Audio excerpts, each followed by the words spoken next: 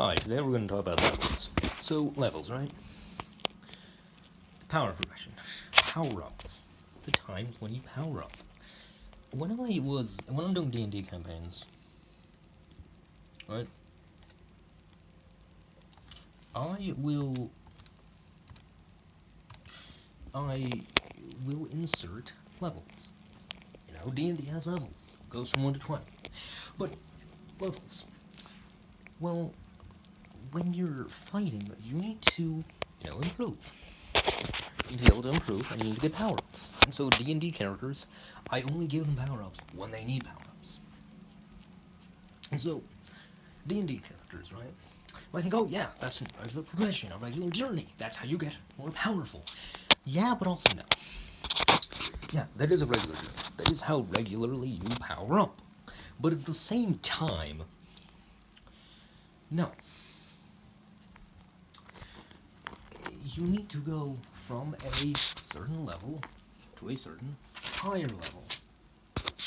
And in order to go from a certain level to a certain higher level, there's going to be some space in between. So that you can't just, it's not a single jump. It's a stair. It's not a ramp, it's a stair.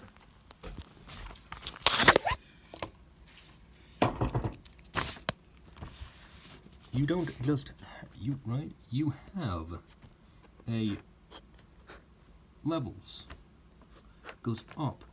You don't have this ramp in between them, like you normally would, because these stair parts, these curved parts, that's where you grow.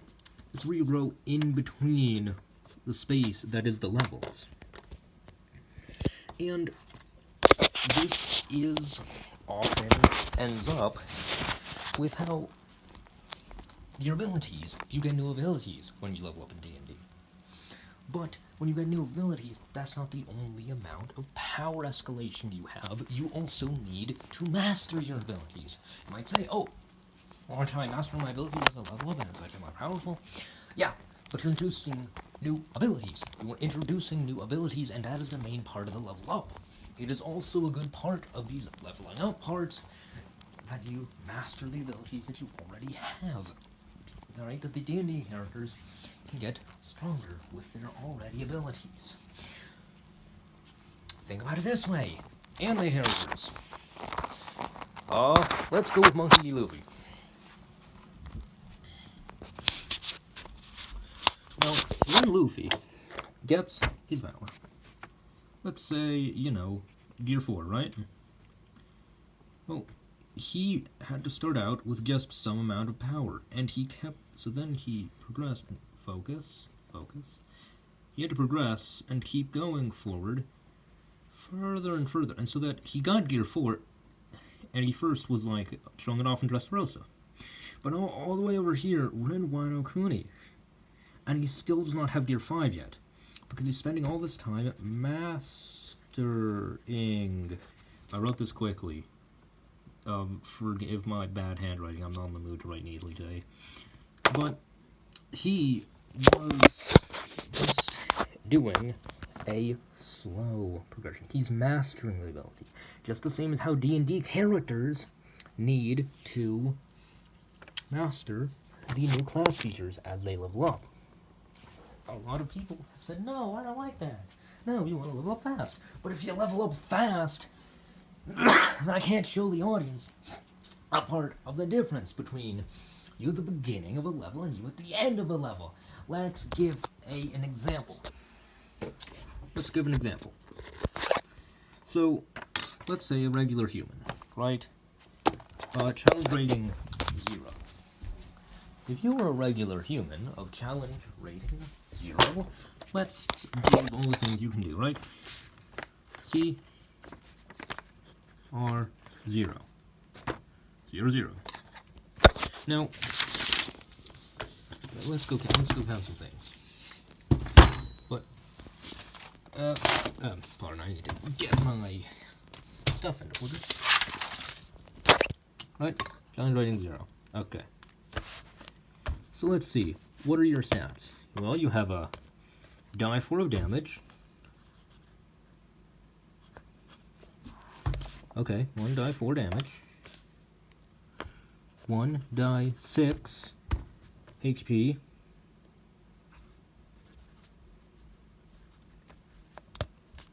Yeah, let me just write this down. 1 die 4, 8 E. And let's see, what else can you do? AC 10. Okay. Commoner. Now let's say level 5. What's your usual attack? Let's say you're a fighter. So let's say let's say you have a longsword, 2 hands, and you hit twice with it. So let's say 2 die 10 plus 8, which is your attack.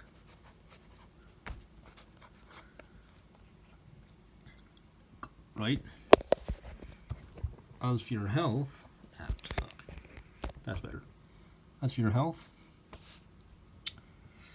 the health is, let's say, 5 die 10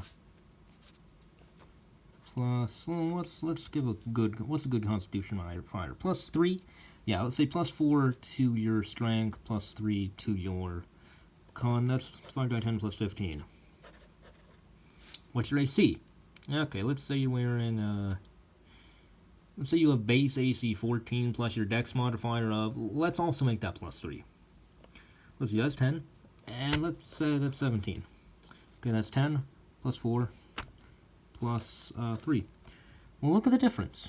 CR0 versus level 5.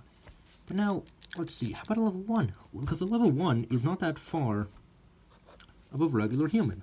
Let's keep going with fighter because, of course, you started with, you know, basic bonker, you know, little, you use a club, bonk, use a longsword.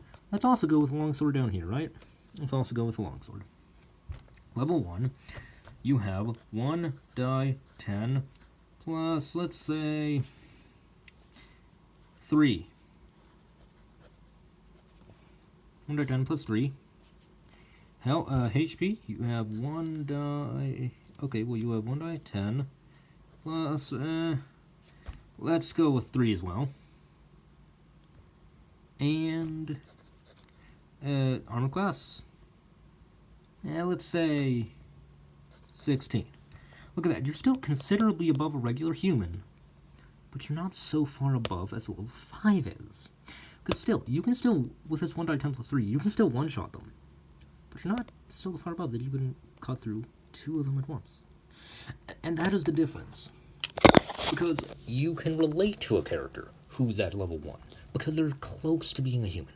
But at level 5, if I just pop them in already powerful, or if I quickly level them up to level 5, then, well, you just don't relate to them. Because if I start with level 5, the characters start off being too powerful for us as human players, human viewers, human editors, for us to relate to.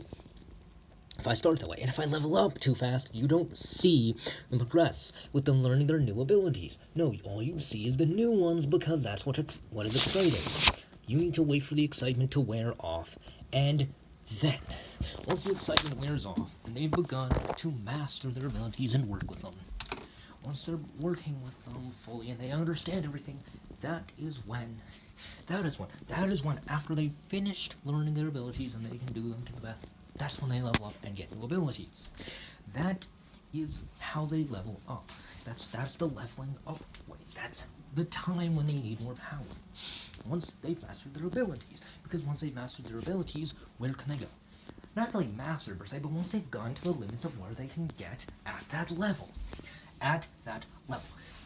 You might think, oh yes, but it does the same damage. Yes, it does the same damage, but you can use it different ways. You can use it, but you're still constrained by your stats, by your ability, by your other abilities that go with them, not just that one ability.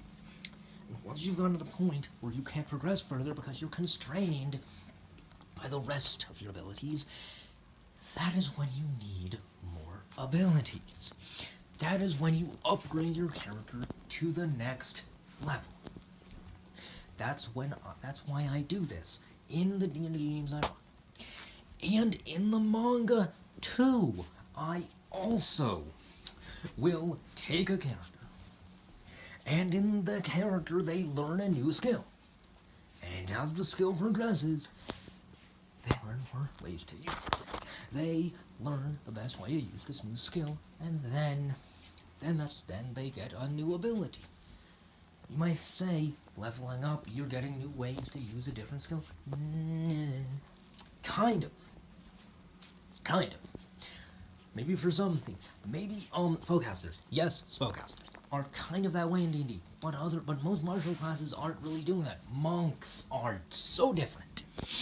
So many different things they get so many different class features because they need it. A monk is a well-rounded character in D&D 5e. So, in the conclusion to this, when a character gets a new ability, the audience should view this character improve their ability until the character has mastered an ability. This mastery should occur before the character gains a new ability, or a new transformation, or a new weapon, or any of those things. They must simply master the current ability all the way to the limits of what their other combined abilities will let them master. Thank you for watching. Please come and give me your time for the next video. Please come back and stay zesty.